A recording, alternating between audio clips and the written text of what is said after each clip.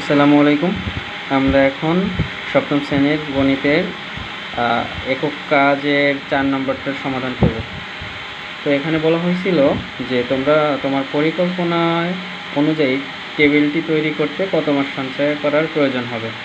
তো এখানে একটি টেবিল আমরা ধরে নিয়েছি, একটি টেবিল ক্রয় করতে 2000 টাকা লাগবে। তো প্রথম মাসে সঞ্চয়ের পরিমাণ 3 টাকা যদি হয়, দ্বিতীয় মাসে 3-এর সাথে আরও 3 হবে, তাহলে 3 গুণ 3 9 টাকা।